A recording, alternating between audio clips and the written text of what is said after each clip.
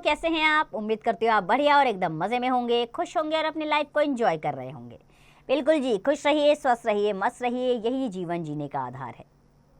देखिए, जब हम खुश होते हैं तो हम अपने कार्य को निपुणता से करते हैं। तो चलिए रहते हैं खुश और बढ़ते हैं अपने अध्याय की ओर। हम पढ़ने वाले हैं अपने अध्याय को, जिसका नाम है पिताजी का कमरा। तो बच्चे स्वभाव से बहुत चंचल होते हैं। जब वे अपने मित्रों को अपने घर बुलाते हैं तब वे यही चाहते हैं कि उनके मित्रों का स्वागत बहुत अच्छा हो, जिससे उनके मित्रों में उनकी प्रशंसा हो। उनकी मंशा यह भी रहती है कि मित्र के सामने उन्हें किसी बात के लिए शर्मिंदा ना होना पड़े। प्रस्तुत पाठ में भी एक बालक इसी उधेड़बुन में लगा रहता है कि उसके मित्र की खातिरदारी में कहीं कोई कमी ना रह जाए। तो चलिए इस प्यारे से पाठ को पढ़ें। आज शनिवार है और राजम ने शाम को घर आने का वादा किया है। स्वामीनाथन उत्साह से भरा हुआ घर में यहाँ वहाँ टहल रहा है, लेकिन उसे चिंता भी है राजम का स्वागत कैसे किया जाए, उसे कहाँ बिठाया जाए। उसका अपना कमरा ठीक रहेगा, लेकिन इसमें तो पिताजी अक्सर कपड़े बदलने आ जाते हैं। फिर स्वामीनाथन को यह सोचकर राहत मिली कि उस समय तो पिताजी अदालत में रहेंगे। स्वामीनाथन के मन में यही बात घूम रही थी कि अपने मित्र को अच्छी जगह बिठाना चाहिए और कुछ अच्छी चीज़ खाने के लिए देनी चाहिए। वह अपनी माँ के पास गया। वह उस समय मटर लिए बैठी थी। माँ, आज शाम को नाश्ते में क्या बना रही हैं? शाम अभी दूर है, सोचूंगी, माँ ने उत्तर दिया। कोई अच्छी चीज़ बना दीजिए ना, मीठी और स्वादिष्ट। शाम को राजम आ रहा है। वैसे काफ़ी मत बनाइएगा, जैसी आप हमेशा मुझे पिलाती हैं। बहुत अच्छी और गर्म होनी चाहिए। अच्छा बाबा, जैसा तुम कहोगे वैसा ही करूँगी, माँ ने हंसते हुए कहा। माँ, क्या आप पिताजी से कहकर उनका कमरा 1 या 2 घंटे के लिए मुझे दिला सकती हैं? स्वामीनाथन ने माँ के गले में बाहें डालते हुए पूछा। तुम खुद ही क्यों नहीं पूछ लेते, माँ ने जवाब दिया। फिर स्वामीनाथन पिताजी के पास पहुंचा और बोला, पिताजी, आपसे एक बात कहनी है। पिताजी ने फाइलों से दृष्टि उठाई, यानी कि अपनी नज़रें उठाकर उन्होंने देखा और कहा, कहो क्या बात है? पिताजी, मुझे आपका कमरा चाहिए। क्यों? मेरा एक मित्र आने वाला है। तुम्हारे पास अपना कमरा तो है और तुमने तो आज अपनी मेज़ भी साफ़ की है, पिताजी ने कहा। मैं राजम को वहाँ नहीं बिठा सकता, ये कमरा बहुत छोटा है। कौन है ये राजम? पिताजी ने पूछा। वह मेरा मित्र है और मेरी कक्षा में पढ़ता है। अच्छा, ले लेना मेरा कमरा, लेकिन ध्यान रखना चीज़ें उलट पलट ना हो। मैं पूरा ध्यान रखूँगा पिताजी, आप बहुत अच्छे हैं, पिताजी ने हंसते हुए कहा। अच्छा, अब भागो और जाकर अपनी पढ़ाई करो। राजम के आने पर स्वामीनाथन प्रसन्न था। पिताजी ने अपना कमरा खुला छोड़ दिया था। स्वामीनाथन ने राजम को उसी कमरे में बिठाया। माँ ने गेहूं के आटे और चीनी से बना पकवान बनाया था। काफ़ी तो बहुत ही अच्छी थी। राजम को स्वामीनाथन की माँ के हाथ का बना पकवान स्वादिष्ट लगा। कॉफ़ी पीकर भी उसे बड़ा मज़ा आया। इसके बाद राजम और स्वामीनाथन काफ़ी देर तक बातें करते रहे। तुम्हारा कमरा कहाँ है? राजम ने एकाएक पूछ लिया। स्वामीनाथन ने कहा, यह मेरा ही कमरा है। क्यों? राजम ने मेज पर रखी कानून की पुस्तकों पर निगाह दौड़ाते हुए पूछा।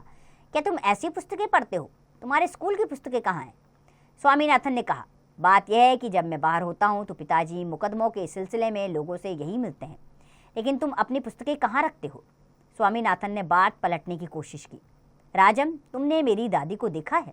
नहीं, पर मैं उनसे मिलना चाहता हूँ, राजम ने उत्तर दिया। अच्छा चलो, मैं तुम्हें उनसे मिलवाता हूँ। राजम को लेकर स्वामीनाथन दादी के कमरे में गया। उसने सोचा था कि दादी सोई होगी, लेकिन स्वामीनाथन ने देखा कि वे बिस्तर पर आराम से बैठी हुई हैं। दादी ने पूछा, क्या बात है बेटे, तुम्हें कुछ चाहिए? नहीं, आप सोई नहीं दादी, स्वामीनाथन बोला। मैं राजम को आपसे मिलवाने लाया हूँ। दादी उत्साह से बोली, पास आओ।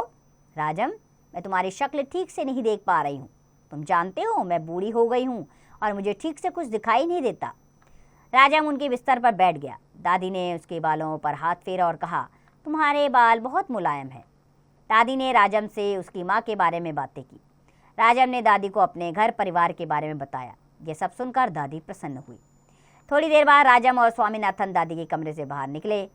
राजम ने स्वामीनाथन से कहा, तुम्हारी दादी बहुत अच्छी हैं। अच्छा, अब मैं चलता हूँ। स्वामीनाथन अपने मित्र को बाहर दरवाजे तक छोड़ने गया। तो बच्चों, R.K. नारायण द्वारा लिखा गया यह अध्याय है। इस पाठ से बच्चों हमने सीखा कि अतिथि के स्वागत में कोई भी कसर नहीं रखनी चाहिए, लेकिन सहज भाव से। तो बच्चों, अतिथि कोई भी हो, उसका स्वागत सत्कार करना हमारा कर्तव्य है और हमारी सभ्यता व संस्कृति की यह पहचान है। इसलिए कार्य पूरे मनोयोग से करना चाहिए। चलिए अभ्यास प्रश्नों पर बढ़ते हैं। मौखिक प्रश्न आ गए। राजम ने क्या वादा किया है? राजम ने घर आने का वादा किया है। इसी प्रकार बाकी के प्रश्नों के उत्तर स्वयं दीजिए। दूसरा, सही विकल्प चुनना है इसमें। स्वामीनाथन के घर कौन आने वाला था? दूसरा वाला विकल्प सही है, उसका मित्र। इसी प्रकार बाकी के विकल्प आप स्वयं चुनिए। तीसरा, रिक्त स्थान भरिए। उसके पिताजी ने कमरा देखा तो डैश रह गए।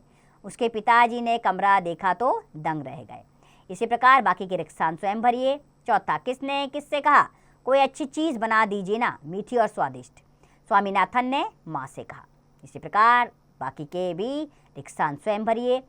पांचवा, सही गलत का निशान लगाना है इसमें। राजम स्वामीनाथन का मित्र था, इसमें सही का निशान लगाइए और बाकी के सही गलत के निशान स्वयं लगाइए। छठा, यहाँ प्रश्नों के उत्तर लिखने हैं। स्वामीनाथन को क्या चिंता थी? स्वामीनाथन को यह चिंता थी कहीं उसके दोस्त की आवभगत में कोई कमी ना रह जाए।